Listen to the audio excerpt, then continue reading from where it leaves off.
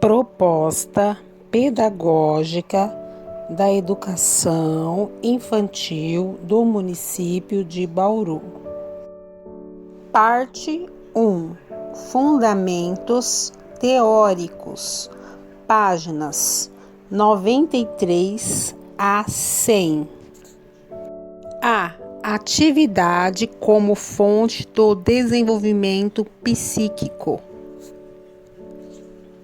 Vimos no tópico anterior que o desenvolvimento psíquico se produz a partir dos processos de ensino e aprendizagem. Isso significa que é a partir da apropriação pela criança dos conhecimentos e habilidades historicamente conquistados pelo conjunto dos homens, proporcionada pelo ensino e pela aprendizagem, que novas capacidades e funções se desenvolvem em seu psiquismo. Para compreender como se dá esse processo, é preciso lançar mão de mais um conceito do sistema teórico elaborado por Vygotsky e seus colaboradores, a categoria atividade.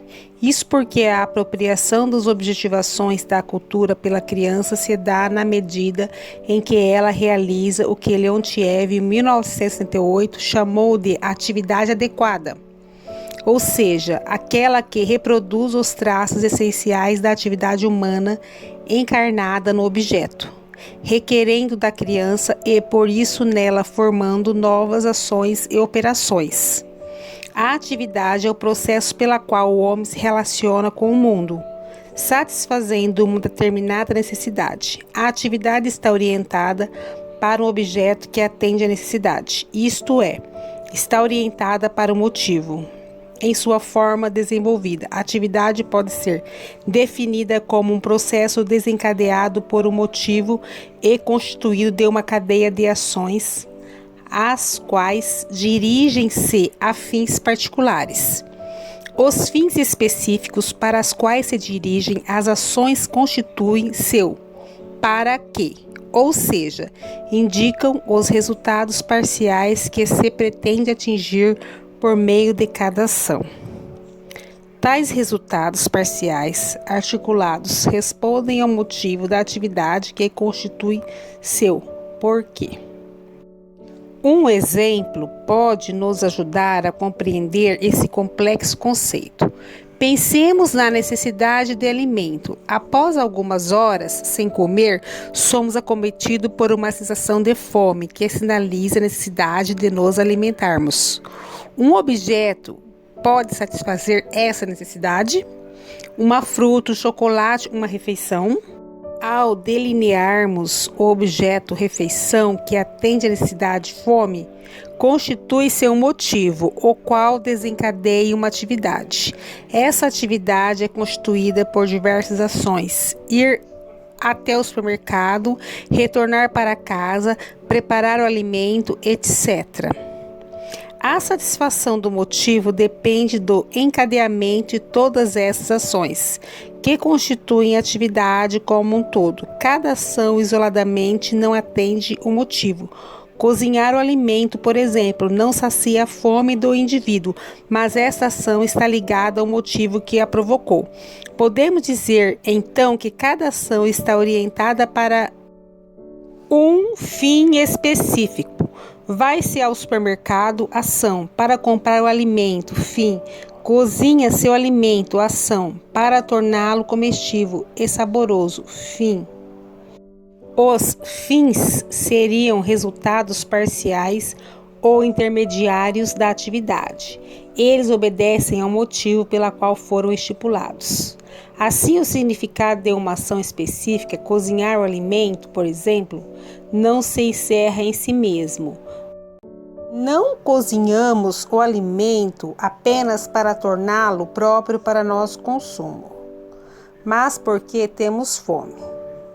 Em outras palavras, o significado da ação aparece em suas ligações com os motivos da atividade na qual se insere, o que implica a necessária participação da consciência. Para compreender a estrutura da atividade humana, precisamos introduzir ainda o conceito de operação. As operações referem-se ao como se efetivam as ações, ou seja, o conceito de operação pode ser definido como a maneira de se executar uma ação. Maneira essa que se depende das condições nas quais a ação é realizada. Estamos aqui nos referindo, por exemplo, às diferenças entre lavar a louça na máquina de lavar, no tanque ou na beira de um rio. Podemos dizer que a finalidade é a mesma, qual seja ter roupas limpas para vestir, mas as condições nas quais a ação se realiza são notadamente diferentes, exigindo, portanto, operações bastante distintas. Logo, as operações constituem o conteúdo prático e indispensável da ação, seus componentes operacionais determinados pelas condições em que esta ação se desenrola, conforme exemplo apresentado por Leontiev, 1978. A ação de atirar requer inúmeras operações, dentre elas colocar-se em determinada posição, segurar e apontar a arma, determinar corretamente a mira, reter a respiração, efetuar o disparo. Como explica Pasqualini 2006, a partir da teorização de Leontiev, as operações muitas vezes formam-se inicialmente com processos que visam um fim, isto é, como ações. Isso pode ser facilmente visualizado na aprendizagem de uma nova habilidade. Para o aprendiz de tiro ao alvo, colocar-se na posição correta é a princípio um fim consciente. Tendo dominado esta ação, seu resultado se torna meio de execução de outra, segurar e apontar a arma, cujo resultado, por sua vez, se tornará meio de execução da ação de puxar o gatilho com a intensidade adequada. O que inicialmente eram ações independentes se converte em operações que realizam uma única ação, ou seja, meras condições para a ação de acertar o alvo, todas elas subordinadas a esse único fim. Vale lembrar que o significado da ação de atirar não pode ser compreendido senão em referência à atividade na qual essa ação está inserida: prática esportiva de tiro ao alvo, treinamento, atividade profissional de um policial, etc. Processo semelhante ocorre quando aprendemos a dirigir um carro. Controlar a marcha é, para o aprendiz iniciante, uma ação em si mesma, mas logo se converte em simples operação automatizada.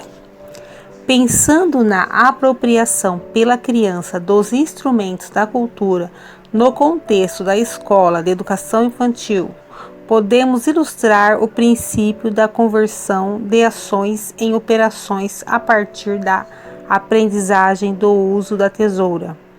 Em um primeiro momento, dominar o uso da tesoura é algo bastante complexo e configura para a criança uma finalidade em si mesma, demandando toda essa atenção. Vale lembrar que a finalidade dessa ação precisa ser construída no plano interpsíquico, ou seja, na relação entre a criança e o objeto, mediada pelo professor. Dominar o uso da tesoura exige da criança, como vimos, a reorganização de seus movimentos naturais, a formação de novas operações motoras e cognitivas. Na medida em que a criança se apropria do instrumento e passa a dominá-lo, o uso da tesoura deixa de ser uma finalidade em si mesma, ou seja, uma ação, e torna-se uma operação a serviço de uma ação mais complexa. Uma atividade de recorte, colagem ou a montagem de um crachá, por exemplo, análise semelhante pode ser feita em relação à aprendizagem do uso do pincel. Em um primeiro momento, é preciso que a criança domine os movimentos necessários para utilizar esse instrumento de forma intencional e controlada. Não devemos, portanto, propor tarefas complexas envolvendo o uso do pincel nesse momento inicial, mas apenas tarefas exploratórias, proporcionando que o manuseio desse instrumento passe ao plano operacional. Quando domina o uso do instrumento, a criança liberta sua atenção das operações necessárias a seu manuseio e pode concentrar-se na finalidade da ação, ou seja, na pintura propriamente dita.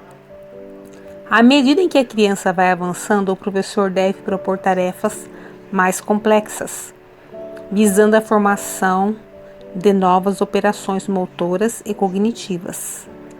Sforne, 2004, explica que para que as ações passem para um lugar inferior na estrutura da atividade, tornando-se operações, é preciso que a criança esteja inserida em um contexto que produza objetivamente a necessidade de novas ações, reafirmando, portanto, a importância da intervenção mediadora do professor que organiza a atividade da criança. O processo inverso também pode acontecer, ou seja, operações podem se complexificar a tal ponto que se convertem em ações. Isso acontece quando aquilo que a criança muitas vezes fazia no plano operacional, sem mesmo prestar muita atenção, passa a ser, a partir das mediações dos adultos, objetos de sua atenção consciente, tornando-se mais rico e complexo. Os rabiscos ou garatujas infantis surgem como meras operações. À medida que a criança é convidada a explorar as possibilidades do desenho, o ato de desenhar vai se revestindo de intencionalidade, tornando-se objeto de atenção consciente da criança, ou seja, vai se convertendo em uma ação. O desenho passa a se orientar por uma determinada finalidade, o que significa que a criança vai se tornando capaz de orientar conscientemente sua conduta. O mesmo se dá quando um determinado movimento que a criança realiza sem perceber como parte de uma ação qualquer se converte em um passo de dança. Ou o movimento torna-se objeto da atenção consciente da criança e ela passa a buscar intencionalmente sua realização. Quando isso ocorre, a relação da criança com o próprio movimento já não é mais a mesma, fazendo-a avançar na direção do autodomínio da conduta. Esses exemplos nos ajudam a perceber que a estrutura da atividade não é estática, ao contrário, está em permanente movimento. A atividade é um sistema altamente dinâmico, caracterizado por transformações ocorrendo constantemente. Leontiev, 1980, página 57. Assim, no processo de desenvolvimento humano, ações automatizam-se e convertem-se em operações. Operações exemplificam-se e convertem-se em ações. Ações complexificam-se e convertem-se em atividade. E atividades convertem-se em ações, subordinando-se a outro sistema de atividade. Pasqualini, 2006, página 93 e 94. Essa compreensão é fundamental para nós, educadores, pois trabalhamos juntamente visando a complexificação estrutural e ampliação da riqueza de conteúdos da atividade de nossos alunos por meio da apropriação das objetivações da cultura. Dissemos anteriormente que a atividade em sua forma desenvolvida pode ser definida como cadeia de ações articuladas por um determinado motivo. Essa é uma observação importante. A complexidade estrutural que descrevemos acima ainda não está presente na conduta da criança pequenina. Não é difícil perceber que ainda não estão garantidas intervinculações entre ações e mediações conscientes entre motivos e fins, como explicam Eide e Martins, 2010, a infância marca o início da constituição da atividade, que tem a possibilidade de se complexificar e enriquecer. Desse modo, podemos dizer que a atividade constitui para a criança pequena uma meta do processo de desenvolvimento humano, embora falemos em atividade do bebê. A atividade da criança pré-escolar é preciso ter clareza de que a criança pequena começa a alçar o processo de desenvolvimento mediante operações. A capacidade de estabelecer finalidades para suas ações não surge espontânea ou naturalmente na criança, mas precisa ser conquistada por ela, sendo que essa conquista depende fundamentalmente das condições de educação que lhes são proporcionadas. O mesmo pode ser afirmado em relação à capacidade de estabelecer intervinculações entre as ações. Inicialmente, esse processo precisa ser garantido no plano interpsíquico, ou seja, na dependência das intervenções e mediações do professor. É fundamental que o professor, ao propor determinada atividade pedagógica, construa com a criança finalidades para suas ações.